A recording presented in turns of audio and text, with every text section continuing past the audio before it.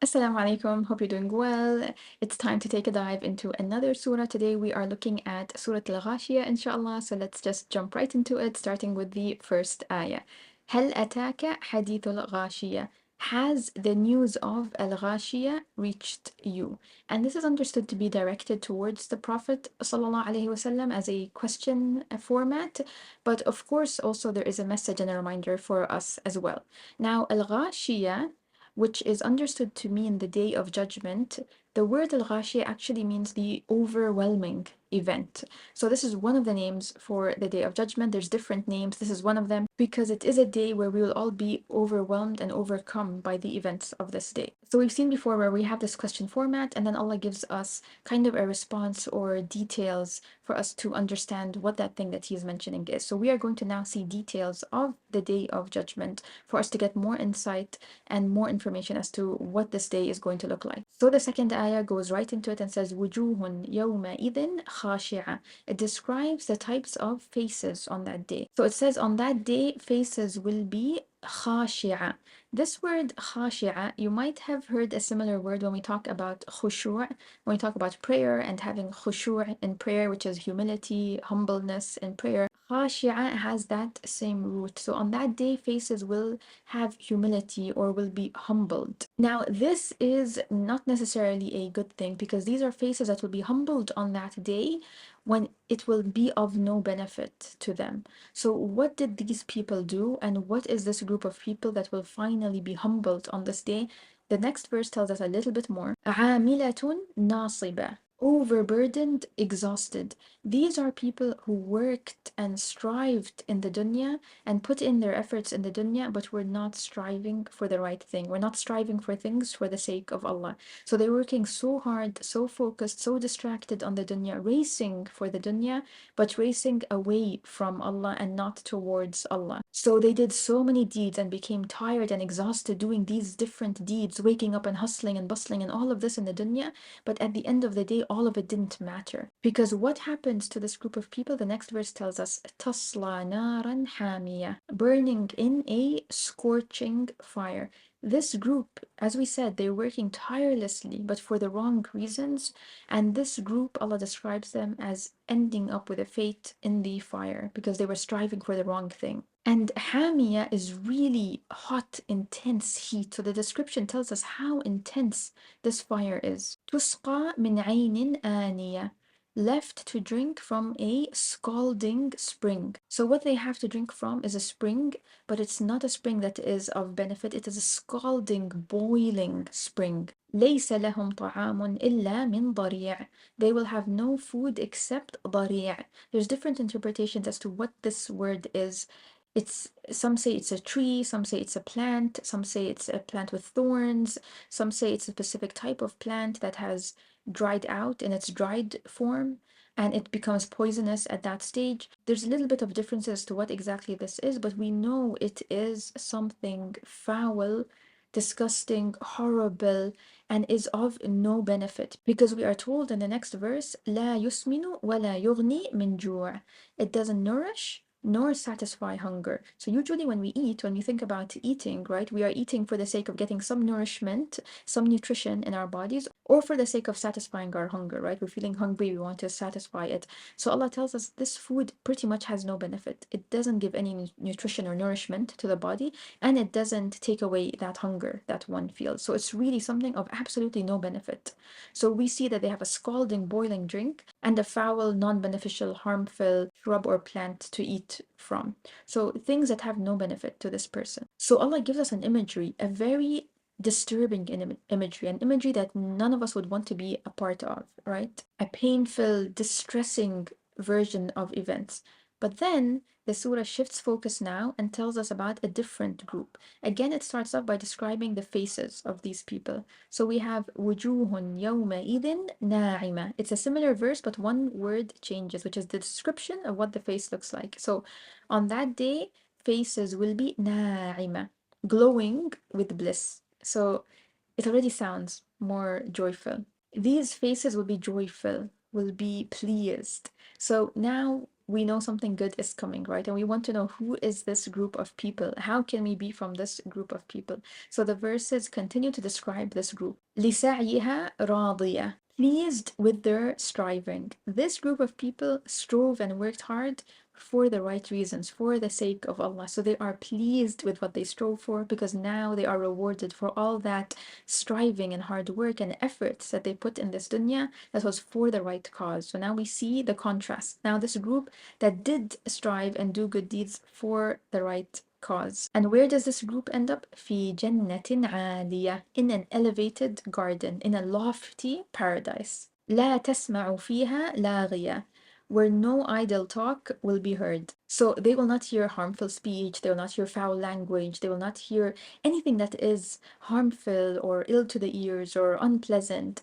All speech will be beautiful and good. Everything in this space, in this environment, in this location is going to be just pleasing. فيها عين جارية, in it will be a running spring. So again, there's a contrast. We saw earlier a spring which is boiling, and here we have a gentle running spring. Beautiful, relaxing scenery, very different contrast. فيها سرر مرفوعة, in it are thrones raised high, many thrones or couches, elevated, numerous, lofty. وأكواب موضوعة, and cups set at hand. So cups or drinking containers that are prepared and presented for this group of people. ونمارق مصفوفة, and cushions or pillows lined up in row after row after row, just cushion after cushion after cushion after cushion, many numerous cushions. وزرابي مبثوثة, and carpets spread out. We have this beautiful imagery that Allah is giving us.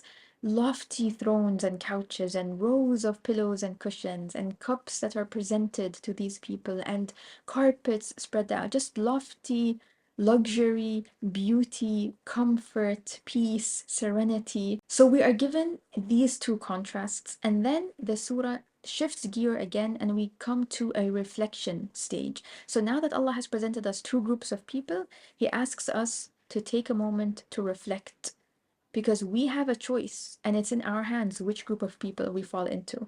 So now He gives us a point to reflect. أَفَلَا يَنظُرُونَ إِلَى الْإِبِلِ كَيْفَ خُلِقَتْ, do they not ever reflect on camels, how they were created?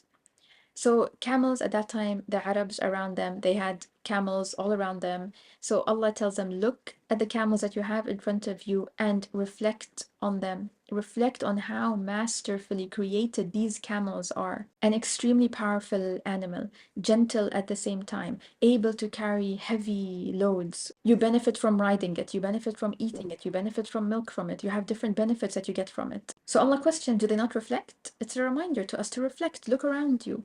And it continues, the point of reflection continues. وَإِلَى السَّمَاءِ كَيْفَ رُفِعَتْ, and the sky, how it was raised high. All of us have the sky on top of us, right? But we don't see how it is held up. We don't see pillars or anything holding it up, right? It's just on top of us, floating on top of us. All we have to do is just look above us and reflect on the sky that is on top of us. وَإِلَى الْجِبَالِ كَيْفَ نُصِبَتْ, and the mountains, how they were firmly set up, how they're firmly rooted.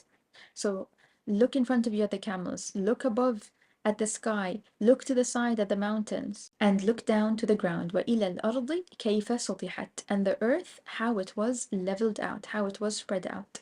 So look in every direction. You have something to reflect on that should remind you of Allah, that should lead you to recognize Allah and His creation. It's all around us. In every direction that we turn, we should be able to see that Allah plays a role in what is around us, in everything that is around us. So we should be reminded of Allah, and therefore it should encourage us to do what? To worship Him and turn to Him and become, inshallah, of the group of people that have that joyful, pleasing face on the Day of Judgment, inshallah. So Allah is giving us a strategy of how to become from this group of people. Look around you, reflect, connect with Allah, and turn to Him. فَذَكِّرْ إِنَّمَا أَنْتَ مُذَكِّرْ.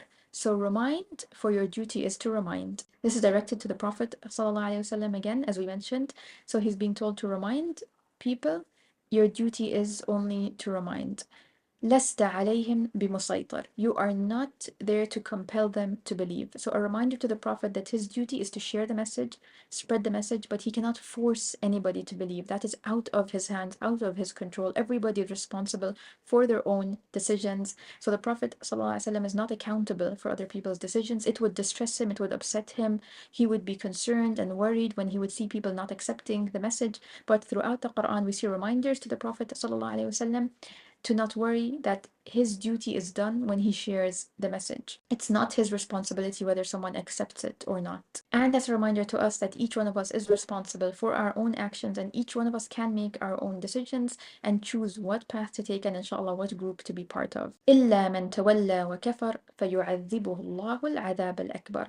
But whoever turns away persisting in disbelief, then Allah will inflict upon them major punishment. So the one that chooses to reject the message and persist in their disbelief, Allah has awaiting for them a major punishment. And the surah concludes with إِنَّ إِلَيْنَا إِيَابَهُمْ ثُمَّ إِنَّ عَلَيْنَا حِسَابَهُم. Surely to us is their return, then surely with us is their reckoning. So a reminder that each one of us is returning to Allah, and a reminder that each one of us will be held accountable with Allah or to Allah. And the surah concludes here. So as a quick summary, we saw two groups of people. We are reminded to reflect and look around us because the signs of Allah's creation is all around us.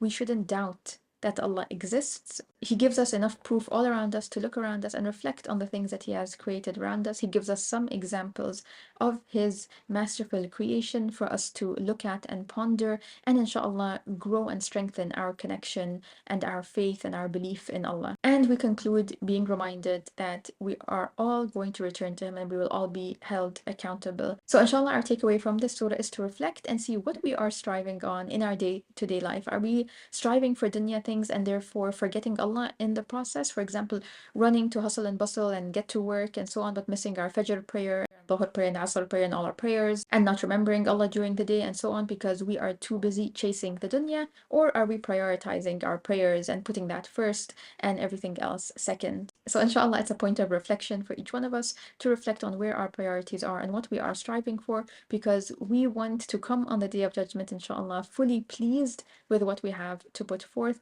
and fully pleased with what we will be receiving. Ya Rab, make us of the people who are happy and whose faces are glowing on the Day of Judgment. Ya Rab, inshallah. Hope you benefited from this. As-salamu Aleikum.